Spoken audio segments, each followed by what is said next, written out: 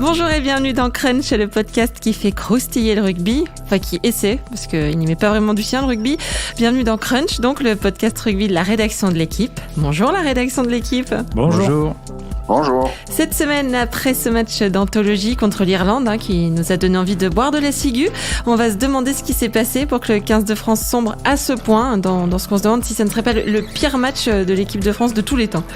Puis à 6 mois de la Coupe du Monde, on se demandera s'il ne faudrait pas garder l'équipe, mais virer le staff pour commencer à construire pour de vrai pour la Coupe du Monde, mais celle d'après, de 2023. Et on finira en se demandant à quoi peut servir le dernier match du tournoi samedi contre l'Italie. On parle de tout ça avec les journalistes de la rubrique rugby de l'équipe. Aujourd'hui, Alexandre Bardot, salut Alex. Salut tout le monde. Laurent Campistron, salut Laurent. Salut. Et Arnaud Requena en direct d'Irlande. Salut Arnaud. Bonjour Christelle. Et bien voilà, vous savez tout, alors c'est parti, flexion liée jeu. Avant tout, on va revenir sur vos pronostics pour Irlande-France. On rappelle que ça a donné du 26-14. Arnaud, toi, tu avais été pris d'un optimisme inconsidéré. Tu avais pronostiqué une victoire de la France, 19-15. Bon, bah, tu es licencié, Arnaud. Ouais. Clem, lui, nous avait donné un 28-10 pour l'Irlande, mais surtout Renaud nous avait pronostiqué un 23-15 pour l'Irlande. Donc voilà, on peut féliciter Renaud et donc préparer la lettre de licenciement d'Arnaud. On finit le podcast, Arnaud, et après t'es viré. Qu'est-ce que j'ai fait, moi ? Toi, tu avais pronostiqué un 19-15 pour l'équipe de France, Arnaud. Donc on se dit que tu vas être licencié. J'ai répondu que même les meilleurs se trompaient. C'est vrai. Pouvaient se tromper. Ouais. Voilà. Bon. Ouais. Non, mais c'était... Et Renaud Bourrel devait être pas loin du bon score, non ? Oui, il était à 23-15 pour l'Irlande. Il est très bien, Renaud. 23-15, oui. Ouais, il est très bien, Renaud. Ouais. C'est à peu près la seule chose qui a été le pronostic de Renaud en ce qui concerne le match contre l'Irlande. Alors, les stats, en général... C'est personnel, ça m'agace un peu. On en sort pour dire à peu près tout et n'importe quoi, mais là, toutes celles de la première mi-temps, c'est autant de fessées qu'une nue, en fait. Tu passes 5 secondes dans les 22 adverses, ton adversaire passe 89% de son temps dans ton camp. Sur tes 26 séquences, 10 ne dépassent pas un pauvre temps de jeu.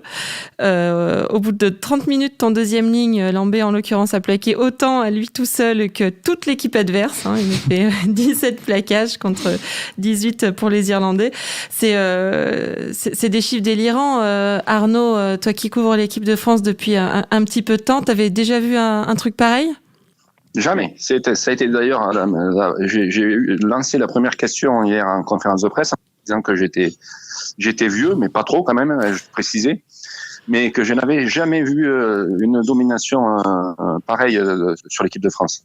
C'est pas compliqué, pendant 40 minutes, on a regardé une seule fois à droite pour un essai refusé, et sinon on avait toujours les yeux rivés sur la petite tribune de 12 rangs là au fond, et à ça je peux vous dire tous les spectateurs qu'il y avait, on n'a pas bougé les... C'est unique, tu disais Arnaud, c'est unique toi, de ton point de vue pour un match de l'équipe de France de voir une mi-temps aussi déséquilibrée, mais je me demande même si c'est pas... Est-ce que c'est pas unique dans l'histoire des matchs entre les grandes nations, on va dire ? Parce que moi, j'ai pas le souvenir d'avoir vu comme ça une équipe autant s'installer dans le camp adverse. J'ai pas le souvenir d'avoir vu un 89-11 de territoire à la fin d'une mi-temps. Ouais, je veux dire, même un match France All Black Géorgie ou un truc comme ça. L'adversaire arrive quand même à porter un peu le ballon, ouais. à s'installer. Même 30 secondes, disons, c'est pas beaucoup, mais dans les 22 adverses, où là rien. Et c'est... Non, mais en plus, à la limite, ce qui a compliqué le truc hier, c'est que les Français, en première mi-temps, ils ont défendu comme des fous. De toute façon, ils avaient que ça à faire. Donc, ils ont retardé quelque part l'échéance. À la limite, s'ils avaient pris 2 ou 3 essais plus vite, peut-être que... Avec les renvois, ils auraient pu s'installer dans le camp adverse. C'était ahurissant, quoi. On se disait... Et à un moment, c'était tellement... fou qu'on se disait, mais ils vont arriver à la mi-temps à 7-0 et là... c'est un miracle Salomon, quoi. Mais il s'est passé quoi, Arnaud, exactement? Parce que nous, on a vu à la télé, Arnaud, on sait que c'est toujours un peu tronqué, les plans de télé.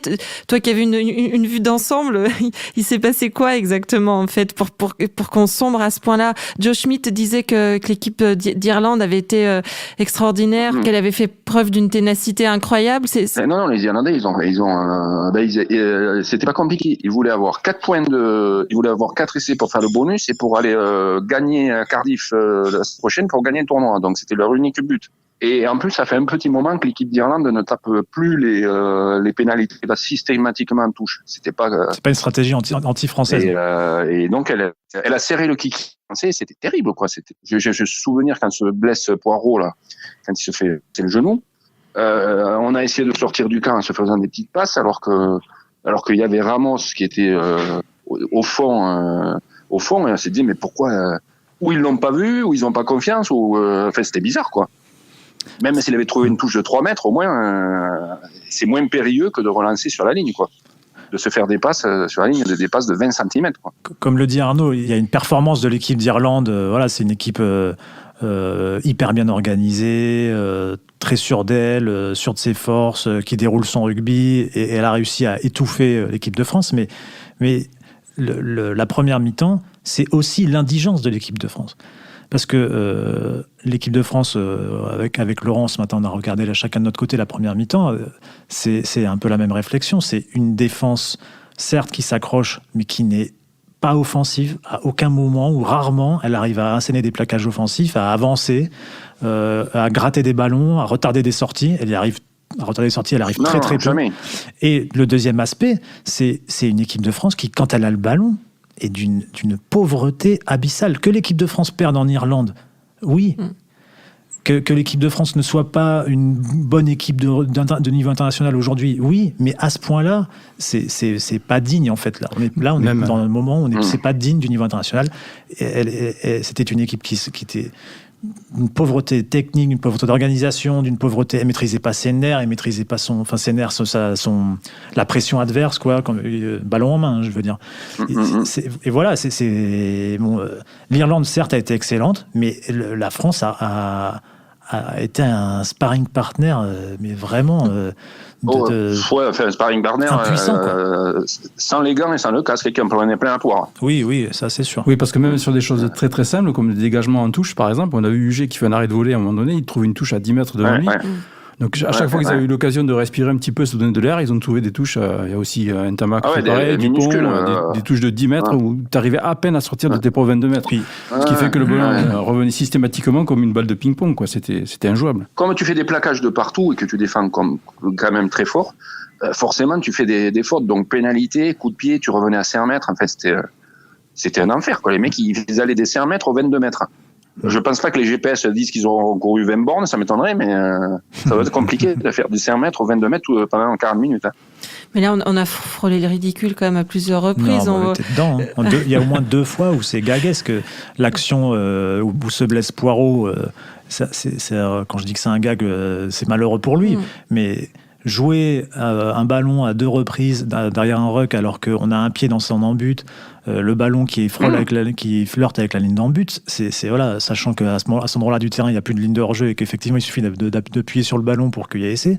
Il y a cette action qui est incroyable. Et puis la deuxième qui fait rire après coup, et sur le moment elle est incroyable aussi, c'est ce coup de pied offensif récupéré en l'air par Ituria dans notre camp, et d'une situation positive où on gagne un duel aérien, le ballon roule par terre, Penaud le ramasse sans le ramasser, puis donne un coup de pied dedans pour Picamol qui recule, qui le ramasse et qui recule de 5 mètres, qui le donne à Ramos, qui se retrouve sous la pression de 5 Irlandais, récupération du ballon irlandais, et derrière je sais plus comment ça finit, mais donc en fait, même quand il y a eu du semblant de positif, ça s'est transformé en situation mal gérée.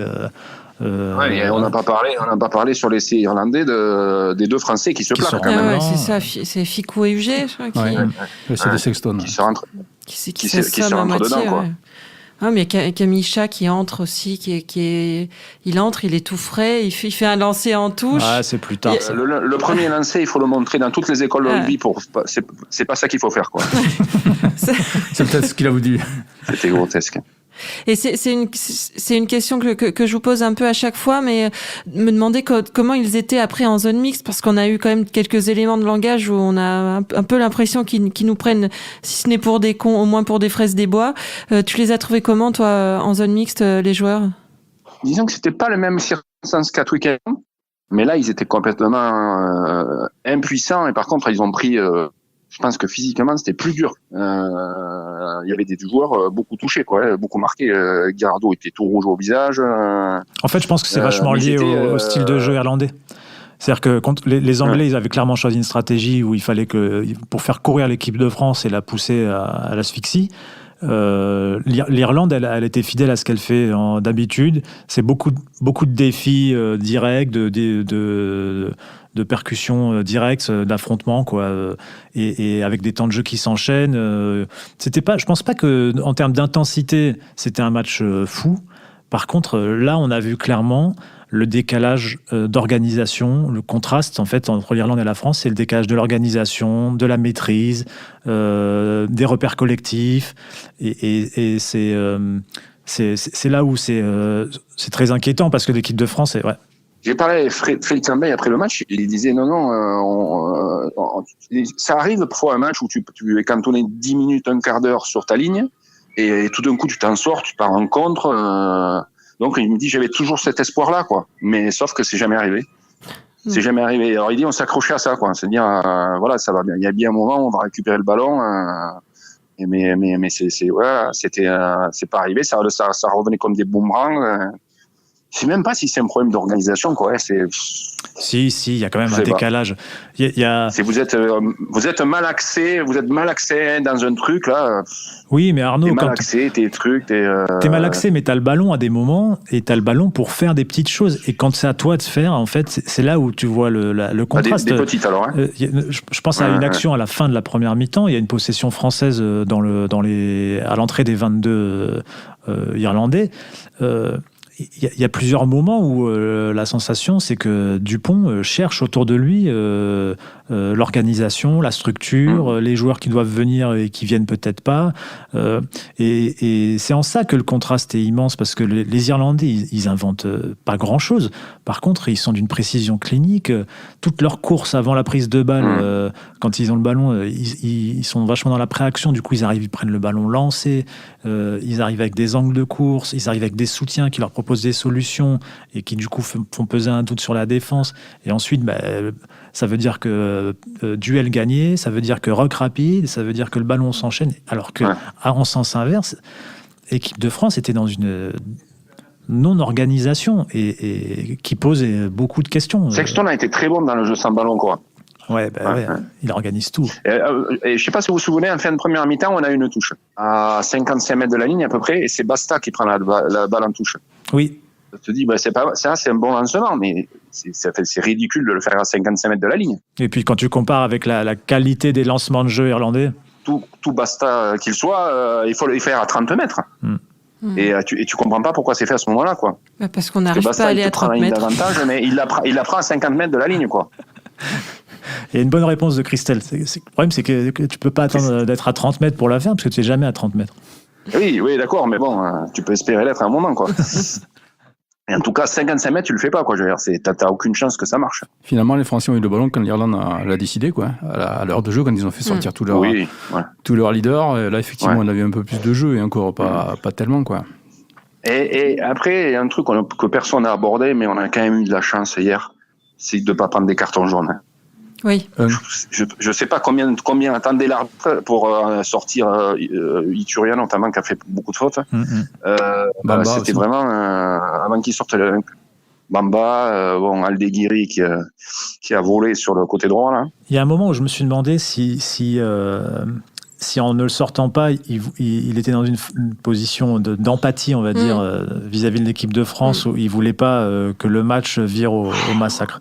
Et de la même manière, la réaction de Joe Schmidt, qui à mi-temps, à 50e, fait sortir Rory Bess, Johnny Sexton et Conor Murray. Les gens finissent par avoir pitié, quoi. Voilà, c'est ça. Et puis il y a un côté, nous, on en a fini avec vous, on passe à autre chose, quoi. La semaine prochaine, on a un match important, les gars. C'est ce que me disait Philippe Saint-André, que j'ai vu tout à l'heure. Il m'a dit, le pire, c'est quand Joe Schmidt sort ses leaders, là, c'est fini, on prépare Cardiff. Il dit, ça, c'est terrible. Ouais. C'est pas du foutage de gueule, c'est pas, voilà, c'est très, voilà. Non, c'est froid. La première mi-temps, elle est indigne, et c'est vraiment une première mi-temps catastrophique, mais finalement, ce match-là, les 26-0 qu'il y a à la 50e, 60e minute, faut dire, c'est pas un accident, quoi. C'est le reflet du rugby français d'aujourd'hui, de l'équipe de France d'aujourd'hui et du rugby français. Oui. Et il y a une logique à ce qu'il y ait 20 points d'écart aujourd'hui entre l'équipe de France et l'équipe d'Irlande, et il y aurait même pu avoir plus. Tu disais la même chose à Twickenham. Bien sûr. Du stade, le 3e mondial face au 10e, ben, c'est normal qu'il y ait cet écart-là, quoi. Bien sûr. Mais nous, notre catégorie, c'est l'Écosse, c'est l'Italie. Oui, mais si je le dis, c'est aussi parce que je pense que dans une bonne partie aujourd'hui de l'opinion publique, on va dire, mais aussi, je pense que chez des gens, des dirigeants, on va dire, des gens importants dans le rugby français, il n'y a pas la conscience que aujourd'hui, l'équipe de France, le rugby français est largué. C'est pas dû à des circonstances, c'est pas dû qu'à un staff, c'est pas dû qu'à un truc, c'est dû à un ensemble général qui fait que l'équipe de France est larguée. Et aujourd'hui, quand elle va en Irlande, elle prend 30 points. C'est quasiment... Là, on parle beaucoup de cette première mi-temps parce qu'elle est catastrophique. Mais quand l'équipe de France prenne 30 points, so what ? C'est d'une terrible logique. Et ça fait mal, entre guillemets, de dire ça. Mais c'est la réalité. Et il faut l'accepter pour pouvoir envisager des changements.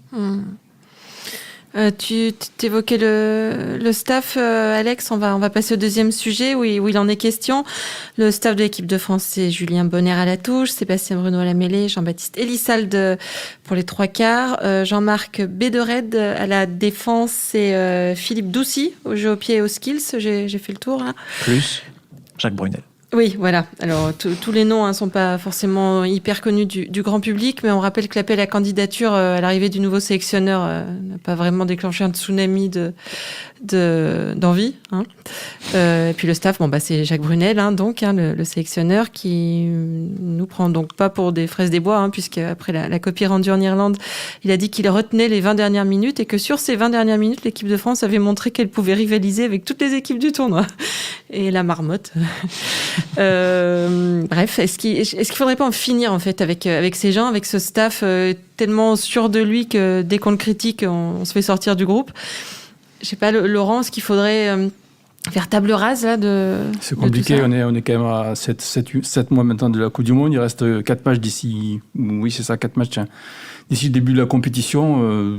Mais je t'arrête parce que cette Coupe du Monde, est-ce qu'on, pour le coup, on virerait pas le staff, on garderait pas l'équipe et on construirait pas pour 2023, tu vois, vraiment, cette Coupe du Monde, on va la jouer avec les petits là et comme Woodward à l'époque avec la génération Wilkinson. Alors pour le coup, garder l'effectif tel qu'il est aujourd'hui, je pense que s'appuyer sur les jeunes, je pense qu'effectivement ce serait la meilleure solution, quitte à avoir des résultats un petit peu mitigés d'ici la Coupe du Monde. Il faut leur donner du temps de jeu à ces gamins, même s'ils sont passés un petit peu au travers hier. Parce que là, effectivement, il reste 4 matchs, mais c'est 2 matchs contre l'Italie, 2 matchs contre l'Écosse, des équipes qu'on est censé quand même pouvoir battre.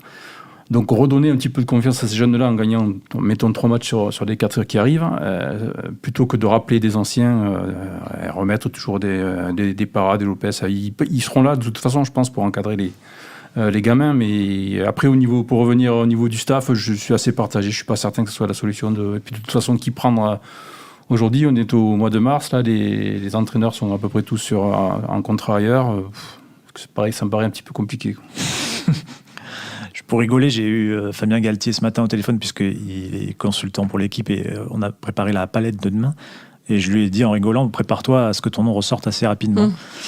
Parce que chaque fois qu'il est question d'un nouveau sélectionneur ou d'un nouveau membre du staff, effectivement, son nom ressort. Et moi, sur la question du staff, la première des choses, c'est que de toute façon, aujourd'hui, on a acquis une certitude, c'est que c'est le problème de l'équipe de France, c'est pas le staff, c'est pas les joueurs, c'est un ensemble. C'est un truc qui dépasse le cas du staff de l'équipe du staff, ça dépasse les joueurs, la qualité des joueurs. C'est un problème système, de formation, de jeu dans le top 14. Mais du coup, on commence par rien, tu vois.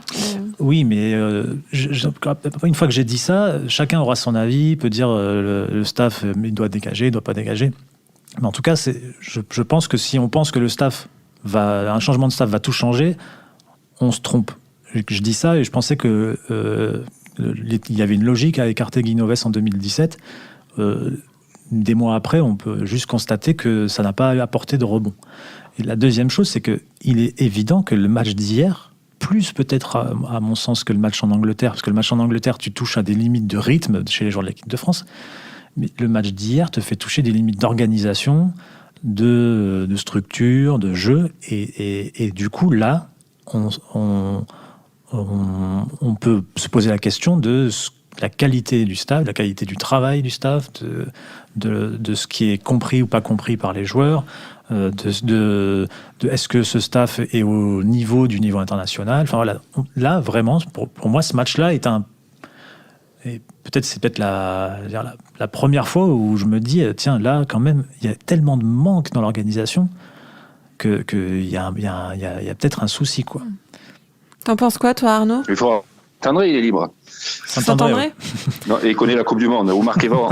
Oui, ou Marc-Evron. Non, mais plus sérieusement, là, vous allez changer le staff pour quoi faire? Ou alors, vous prenez Fabien Galtier, ou vous voulez qu'il est libre, mais le mec, il exigera, il aura raison. Il dit, mais là, attendez, je vais aller au casse-pipe au Japon jusqu'en 2023. On part maintenant, là. Je vais choisir 31 types que je pourrais. Mais on construit sur la durée, mais ça se passera pas comme ça. Et puis là, il reste vraiment pas de temps, quoi. Alors après les jeunes, est-ce que Bamba il aura appris grand chose à Dublin hier? Je suis pas sûr. Au bout de 5 minutes, il se remontait les chaussettes. Au bout de 8, il se grattait le short. Je veux bien que ce soit une force de la nature et qu'il sera sans doute un grand pilier, mais Là, Félix Lambé chez All Black, ça irait. Mais dans une équipe qui recule, il fera pas 28 plaquages chaque semaine parce qu'il va y laisser les épaules. Après, ce qu'il faut espérer, c'est que... C'est compliqué, quoi. Quand tu parles de Bamba, Arnaud, ce qu'il faut espérer, c'est que justement, ils apprennent et qu'ils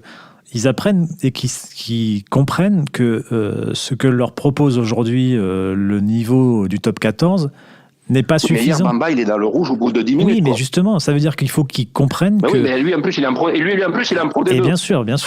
Mais toi-même, c'est toi qui as fait cette interview de Lambé qui était très bien cette semaine. Lambé, je pense qu'il a compris, je sais pas quand, mais dans ce tournoi, peut-être que ça lui a sauté à la gueule. Il a compris que le niveau international était une dimension totalement différente du top 14. Et du coup, l'espoir, c'est que chez lui, comme chez Bamba, comme chez Tama, comme chez Dupont, comme cette génération qu'on va arriver, qu'il y ait la prise de conscience qu'il faut en faire plus, qu'il faut amener le top 14 plus loin, qu'il faut qu'il y ait plus loin dans l'intensité dans le jeu et que eux, il faut qu'ils aillent se rajoutent des séances pour tenir ce niveau international. Je crois que c'était pas tellement le cas avant ce tournoi. Chez les joueurs, c'était pas tellement installé. Et cette génération, si elle joue aujourd'hui, il y a qu'un espoir. Enfin, il y a quelqu'un. C'est pas avec cette génération, je pense qu'on sera champion du monde en 2019, mais il y a qu'un espoir, c'est qu'elle apprenne et qu'elle se dise, voilà, niveau d'exigence supérieur, et on vise 2023. Je ne sais pas si ça sera suffisant, mais déjà, oui, ce sera un grand pas. Le problème, c'est que si tu apprends en prenant que des roustes, c'est fatigant, quoi. Ouais, si tu apprends en prenant que des roustes, c'est fatigant. Hein. C'est sûr qu'il va falloir tu vas y laisser puis Bamba, là, je focalise pas sur Bamba, mais Bamba, il a 20 ans, quoi. Et là, je me disais hier, mais si ça continue comme ça, à 23 ans, il ne jouera plus. Tu prends un match, il avait quand même, contre l'Écosse et l'Angleterre, il avait montrer de belles choses. Et hier encore, il montre de belles choses hier, sur certains ballons. Il peut jouer. Non, quand même pas, je crois pas. À quel poste? Ouais, mais bon, il s'est fait arracher les ballons. Romain Tamac, hier, il n'a pas été mauvais, ni bon. Il a été rien, quoi. Il a touché 3 ballons. Il n'a pas eu de ballon. Il a touché de moitié moins de ballons de Sexton, largement, je crois. Alors, on est au fond de la gamelle, quoi. Il faut l'admettre. Et agir. Il faut l'admettre. Et pas se dire que 3 mois de préparation, déjà, on l'entend plus, là. 2 ou 3 mois de préparation, on va rattraper le retard. Il faut changer. Il faut tout changer. Si la priorité, c'est l'équipe de France, la priorité, c'est l'équipe de France. Et on fait moins de clubs, on met Chez les Anglais, c'est différent parce qu'il y a de l'argent qui circule, il y a des flux d'argent qui circulent de la Fédé au club, quoi. Oui, et du coup, il y a une mainmise. Et là, nous, on veut tout. Et la Coupe d'Europe, et le machin, et ceci. Puis là, mais hier, c'était, là, c'était ahurissant, quoi, franchement. Ils sortaient pas de leur ligne, là. Surtout pour une première mi-temps, en plus, parce qu'à l'habitude, il y a des équipes qui lâchent, ça arrive, mais c'est surtout après la pause, quoi. Quand le score est déjà fait, tandis que là, c'est dès le départ, 2 équipes fraîches face à face, 40 premières minutes à sens unique, quoi. Impressionnant, ouais. Du coup, messieurs, il nous reste un dernier match pour ce tournoi, samedi prochain, à 13h30 d'ailleurs. L'Italie qui est sur une série de 21 défaites, hein, si j'ai bien compté, sa dernière, dans le tournoi. Sa dernière victoire remonte à 2015 en Écosse. De toute façon, si les Bleus gagnent, c'est normal. S'ils perdent, ça étonnera véritablement personne. Du coup, il peut servir à quoi, en fait, ce match contre l'Italie, Laurent ? Il peut justement, ce que je disais tout à l'heure par rapport aux jeunes, moi je serais partisan de les remettre à tous dans le circuit sur ce dernier match pour essayer de leur faire gagner des matchs avant la Coupe du Monde, quoi. Donc c'est reprendre un petit peu confiance après ce camouflet de dimanche, quoi, pour repartir un petit peu avec un peu d'allant sur la préparation en juin-juillet, où là à nouveau les équipes recroiseront la route des Italiens mais aussi des Écossais qu'ils ont battus il y a pas très longtemps. Donc voilà, c'est parce que bon, après le classement, de toute façon, s'ils gagnent, ils seront 4e, c'est quand même pas un résultat extraordinaire. S'ils perdent, ils se partageront la dernière place. Ils seront devant les Italiens quand même. De toute façon, le pire a été évité avec la victoire contre l'Écosse. Au moins, ils sont sûrs de ne pas avoir la cuillère de bois. Ce qui aurait été quand même malgré tout une sorte de couronnement vu la décennie qu'on était en train de vivre avec cette équipe de France. Et à part ça, qu'attendre de plus je pense que l'enjeu du match, c'est surtout l'enjeu du staff, hein. Quand je dis ça, je connais pas les intentions de Bernard Laporte et Serge Simon concernant le staff de l'équipe de France et les conséquences sur sa composition d'une défaite en Italie. Mais c'est sûr qu'une défaite en Italie, ça serait un pas de plus dans la critique, on va dire, générale autour du staff de l'équipe de France aujourd'hui. Ça veut dire que ça serait 6 mois d'ici la Coupe du Monde, passé avec la pression, des remises en cause. Voilà, ça créerait un climat extrêmement négatif. Et peut-être que ça pousserait aussi Bernard Laporte et Serge Simon à changer le sélectionneur, un membre du staff. Je crois que c'est l'enjeu pour moi, comme ça, je pense que c'est l'enjeu du staff de l'équipe de France aujourd'hui. C'est est-ce que tout le monde survivra au match de Rome ? Est-ce que voilà, il y a 3 semaines après l'Angleterre, il y a un nom qui est ressorti. On en parlait tout à l'heure, c'est celui de Galtier. Il n'est pas ressorti par hasard. À notre connaissance, il n'a pas été contacté, mais ce nom n'est pas ressorti par hasard. Il a été jeté comme ça parce qu'il y a des gens qui ont ça a amusé de mettre ce nom-là, ou c'était juste un signal, quoi. Et je pense que son nom ou d'autres ressortiront si l'équipe de France perd à Rome. Et peut-être qu'une décision serait prise là, cette fois-ci. T'es d'accord, Arnaud ? Ouais, mais après, il faut pas oublier une chose. Jacques Brunel, il a déjà vu perdre la France à Rome. Il était sur le banc d'en face. Oui. On le rappelle qu'il a été sélectionneur de l'Italie. En 2013. Il était sur le... Après, il y a quelques gens, Julien Bonner, Guillaume Guirado, il était de la première en 2011, la première défaite sous Marc Yvonneau. Donc, ils sont assez quand même prévenus, quoi. Là, je sais plus, des joueurs hier qui disaient, on pense que c'est la dernière sélection à domicile de Sergio Parisse, donc on sait que les Italiens vont nous attendre. Ils y vont pas, c'est pas l'Italie pour émettre 40 points, quoi. Non, mais cette peur-là qui habite les joueurs, c'est toujours particulier à gérer, parce que à la limite, aller jouer en Italie, c'est pas comme aller jouer à Twickenham. À Twickenham, quelque part, t'as rien à perdre, entre guillemets.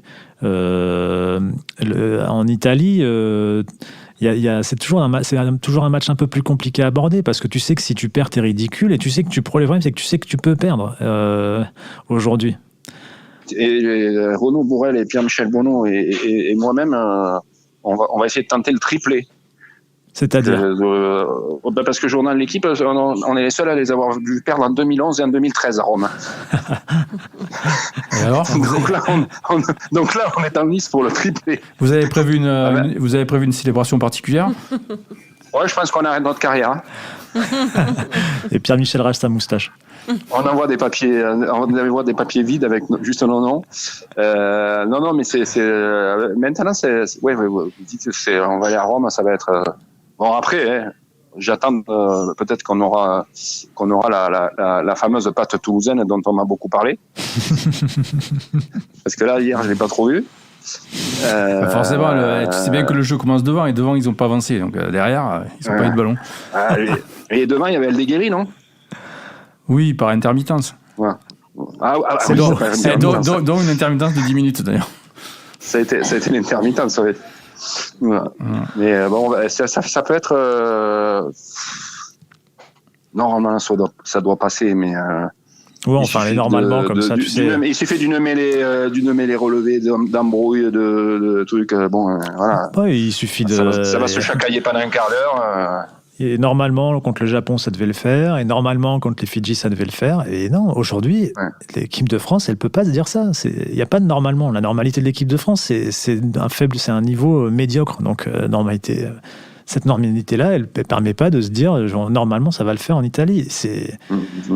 Là, les équipes qui ont poussé l'Italie dans ses retranchements, enfin, qui leur ont mis des branlées pour parler grossièrement récemment, c'est des équipes qui maîtrisent leur rugby, qui imposent des séquences. Est-ce que l'équipe de France, elle va réussir à imposer des séquences qui vont faire souffrir les Italiens? Je sais pas. Elle peut pas. Elle a réussi à le faire parfois contre l'Écosse, mais ça sera un autre match en Italie. Et la dernière fois qu'elle avait imposé les séances comme ça en Italie, c'était en 2013, je me souviens. Ça avait imposé, et Maxime Machenaud avait fait une percée d'enfer. Et il s'était retrouvé tout seul. Un Italien avait pris le ballon et il avait laissé 80 mètres après pour les Italiens. Voilà. Donc là, s'il revoit ces images-là, je ne sais pas s'il faut faire des temps de jeu. Tu ne sais plus ce qu'il faut faire en fait. Tu ne sais plus ce qu'il faut faire. S'il faut déclarer forfait, s'il faut dire bon allez vous l'avez là. Tout ça on vous donne le trophée Garibaldi. Tout ça est de bon augure. Je vous demande votre pronostic du coup pour cette Italie-France. Arnaud, tu vois quoi comme pronostic, toi qui est vraiment vraiment fort, hein. Je suis impressionné à la Fred Bernès, 14-14. Je serais jamais loin d'arriver. Non, allez, 10-22. Et j'ai le champion de la semaine dernière en face de moi. Il peut vous le donner, son score. Allez. Renaud. De quoi? Le score de Italie-France. 30-15. 30-15 ou 15-30? 15-30. 15-30. Alex? Voilà. 24-20 pour la France. Ok. Et Laurent? 16-26. On est tous optimistes.